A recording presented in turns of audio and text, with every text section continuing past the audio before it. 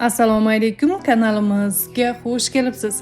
O'zbekistonda xizmat ko'rsatgan artist Ozoda Nursaidova Dilbarim qo'shig'iga ishlangan klip syomka jarayonida jabrlangan aktrisa Sabrina Jabborova voqeasi haqida gapirdi. Bu hodisa haqiqatdan klipim syomkasida bo'lgan. Avvalo klip syomkasi jarayoni qanday o'tkazilishi haqida aytib o'tmoqchiman. San'atkor buyurtmachi suratga olish guruhi ishni tugatib san'atkorga topshiradi. Ijodiy guruhdagi aktyor, aktrisa, texnik xodimlar ularning xavfsizligi uchun men javob bermayman. O'sha kuni syomkada men bo'lmaganman.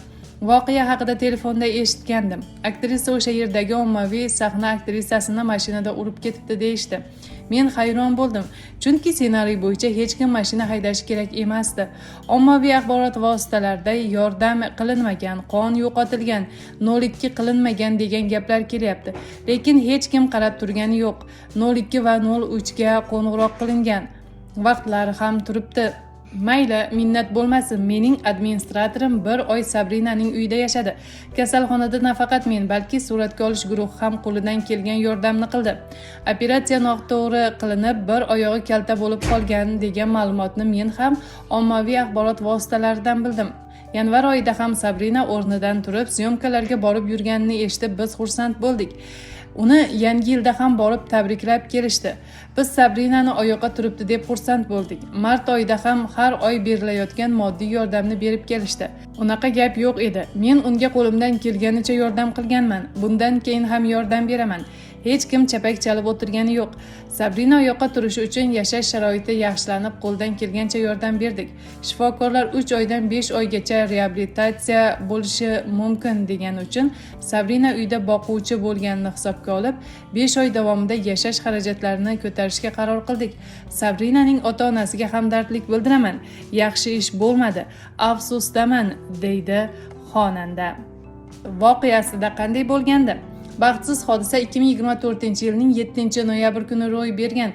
Klipda suratga tushayotgan voyaga yetmagan qiz Sevinch Ma'rufovna Gelandwagen rusumli avtomobilni boshqarib, boshqa bir aktrisa Sabrina Jabborovani bosib ketgan. Oqibatda nogiron bo'lib qolgan Sabrina oyoqqa turishiga yordam so'raganida faqat quruq va'dalar va tahdidlarni olganini yozib, jamoatchilikka murojaat qilgan. Sabrinaning so'zlariga ko'ra, Mercedes-Benz G-Class boshqaruvida voyaga yetmagan boshqa aktrisa Simo bo'lgan. U ham klipda suratga tushgan. Voyaga yetmagan aktrisa, operator va rejissor Shuhrat Mavlonovning ko'rsatmasi bilan gaz pedalini bosgan, biroq o'sha paytda mashina boshqaruvini yo'qotgan. Mashinaning g'ildiraklari Sabrina ustidan 2 marta o'tib ketdi. Oldingi g'ildiragi butunlay uning ustidan o'tgan, orqa g'ildiragi esa qizning ustida aylanib ketgan. Voqea natijasida Sabrinaning tos suyagi singan, boshqa a'zolari og'ir jarohat olgan, deyiladi Jabborovaning Instagramdagi sahifasida qoldirilgan ma'lumotda.